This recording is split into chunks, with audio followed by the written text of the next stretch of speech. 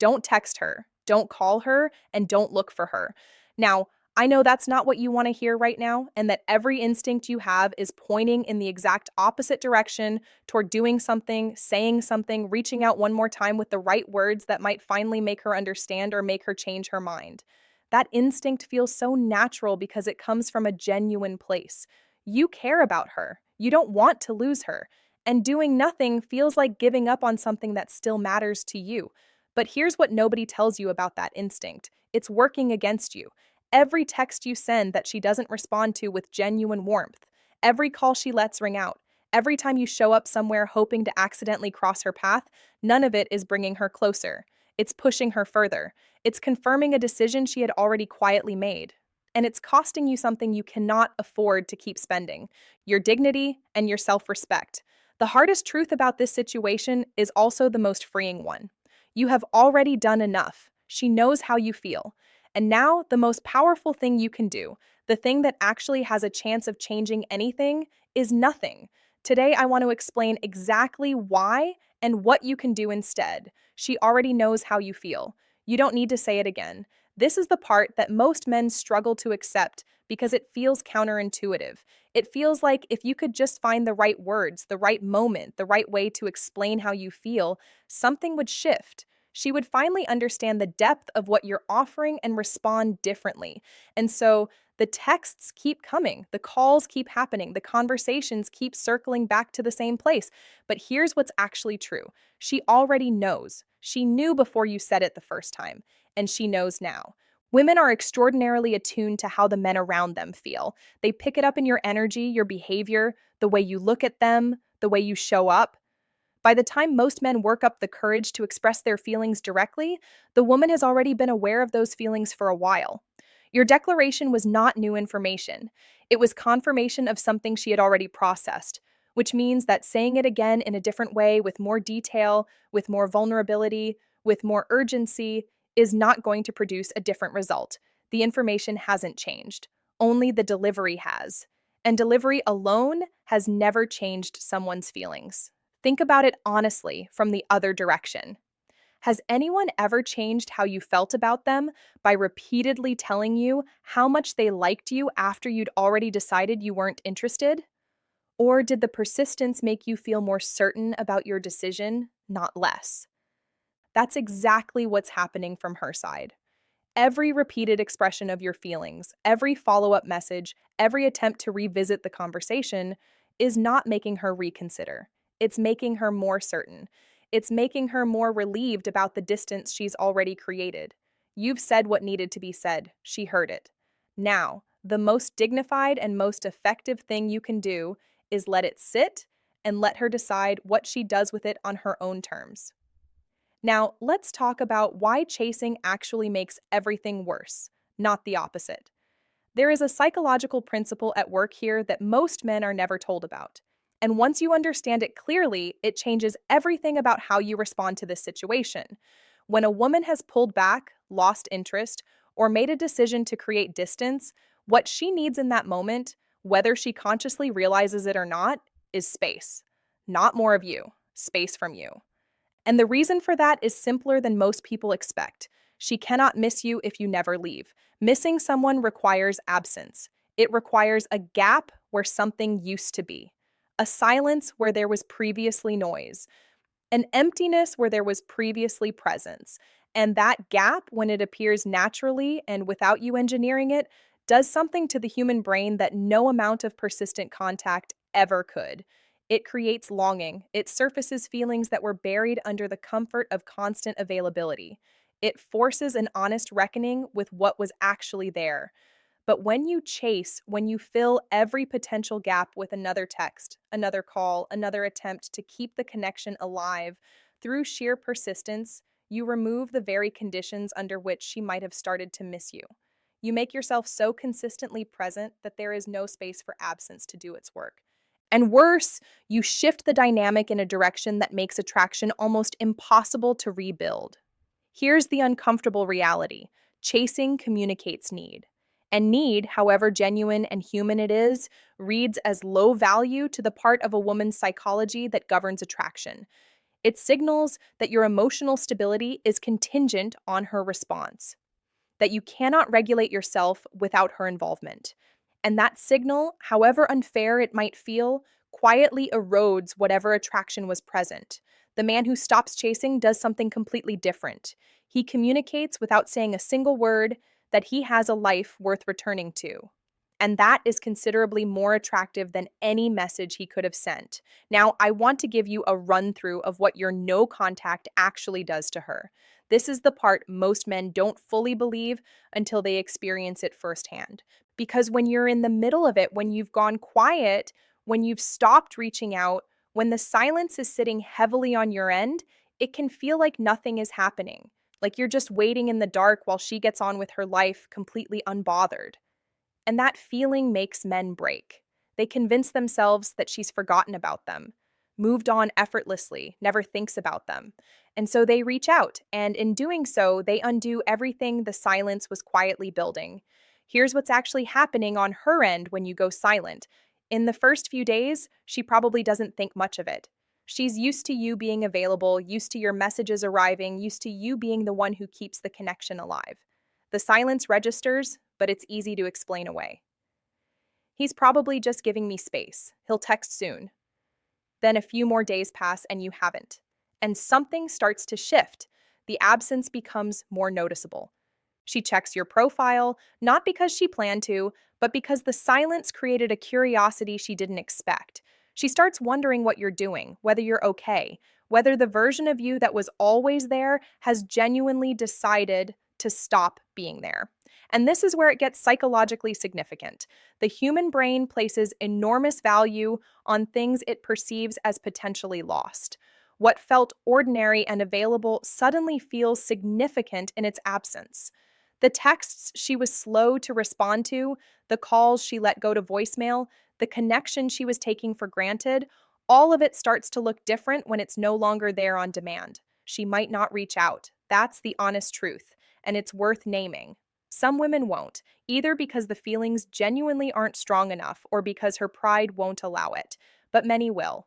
Not because you manipulated her into it, but because absence created a space that her own feelings rushed in to fill. Either way, the silence gives you something chasing never could. It gives you clarity. You find out exactly where you stand without having to ask. And clarity, however uncomfortable it sometimes arrives, is always more useful than the false hope that comes from keeping a connection artificially alive through one-sided effort. Now, let's talk about how you can handle a situation where you still have to see her. This is where the advice gets more specific and more immediately useful because the reality is that not every situation allows for clean, complete disappearance. Sometimes she's a colleague, sometimes she's in your social circle, sometimes there are children involved, shared responsibilities, unavoidable overlaps in your daily life. And in those situations, the question isn't whether you'll see her, it's how you show up when you do. The biggest mistake men make in this scenario is going to one of two extremes. Either they overcorrect into obvious coldness, refusing to make eye contact, giving clipped one-word responses, radiating a hurt energy that broadcasts to everyone in the room that something happened and that it's still affecting them. Or they overcorrect in the other direction, being overly warm and attentive in a way that signals they're still trying, still hoping, still invested in producing a particular reaction from her. Both of those extremes tell the same story. They tell her that she still has power over your emotional state, and that is the last thing you want to communicate. What you're aiming for is something much more specific and much more powerful: genuine, warm neutrality. Think about someone in your life that you have no particular feelings toward. Not someone you dislike, just a neutral acquaintance. Someone you'd greet pleasantly in a hallway, have a brief friendly exchange with, and then carry on with your day without giving it another thought. That is exactly the energy you want to bring to interactions with her. Picture this: you're at work and you pass her near the coffee machine. She says, "Good morning." You smile naturally, say good morning back, maybe a brief casual comment about something completely unrelated to either of you, and then you move on with your day. You don't linger, you don't look for more from the interaction. You don't manufacture reasons to extend it. You have the exchange and you walk away first. That last part matters more than it sounds. The person who ends the conversation holds a quiet power in the dynamic. And every time you're the one who walks away first, calmly, without drama, without looking back, you're communicating something she will feel even if she can't articulate what it is. You are no longer waiting for her. And that changes everything. How do you know when to move on completely? This is the question that eventually arrives for every man who has gone through this process honestly. How long do you wait? How do you know when the silence has run its course? And the answer is simple. At some point, you stop asking whether she's coming back, and you start asking whether you're building a life that excites you regardless. You don't set a timer. Moving on completely isn't a decision you make on a specific date. It's something that happens gradually when you've genuinely been investing in your own life enough that the outcome of this particular situation stops feeling like the thing everything else depends on. You'll know you've reached that place not because you forced yourself to stop caring, but because you wake up one day and realize you haven't thought about her first thing in the morning. That's not something you manufacture. It's something that happens naturally when your life has enough in it that she's no longer the loudest thing in the room. What accelerates that process more than anything else is honest self reflection, not self blame, not obsessive analysis of everything that went wrong, but genuine, useful reflection on what you learned. What patterns did you bring into this that you want to understand better? What did you ignore early on that you shouldn't have?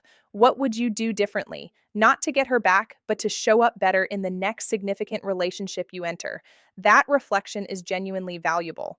It's the thing that ensures this experience produces something useful rather than just something painful. And when someone new enters your life who genuinely reciprocates your energy, who chooses you clearly and consistently, without you having to wonder, you'll understand completely why this one didn't work out. Not with bitterness, just with clarity. Lastly, what to do with yourself in the meantime. This is the section that separates the men who genuinely move forward from the men who do no contact as a strategy while secretly spending every day waiting for her to come back. And that distinction matters enormously because one of those approaches produces real growth and genuine peace, while the other is just chasing dressed up in silence. No contact only works in the fullest sense when you're actually living your life during it, not performing the appearance of living your life for her benefit, not doing things so you have something to post that she might see, but genuinely redirecting the energy you were pouring into her back into yourself, your goals, your friendships, your physical health, the things that made you interesting and grounded before she became the center of your attention. This matters for two reasons. The first is obvious. You feel better. The fog that comes with obsessing over one person and one situation starts to lift when your life has other things worth showing up for. The days stop revolving around whether she's going to reach out and start revolving around what you're actually building. The second reason is less obvious but arguably more important. The version of you that is genuinely busy, genuinely focused, genuinely engaged with his own life is considerably more attractive than the version sitting by his phone waiting for a notification. And women can feel the difference, not through surveillance, but through the quiet shift in energy that happens when a man stops needing something from them and starts living fully without it.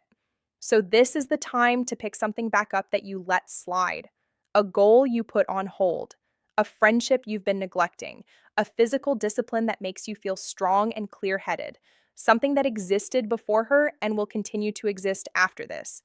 Because the best outcome of this entire situation, whether she comes back or doesn't, is a version of you that needed this period to become someone better. Don't waste it waiting. Use it becoming. I want to leave you with something simple because I think simple is what actually sticks.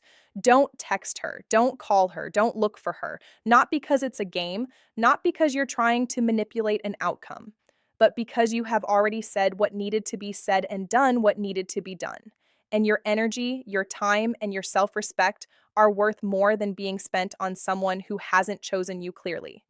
The right woman, the one who is genuinely meant to be in your life, will not need to be chased into staying. She will not need 17 follow up messages to realize your value. She will not need you to show up at her door to be reminded of what she has. She will simply choose you consistently, clearly, without you having to wonder where you stand. Until that person arrives, your only job is to become someone worth choosing, to build a life so full and so genuinely yours that whoever enters it next is walking into something real. Drop a comment below and tell me where you are in this situation right now. A like helps this channel grow, and if you're not subscribed yet, come join us. I'll see you in the next one.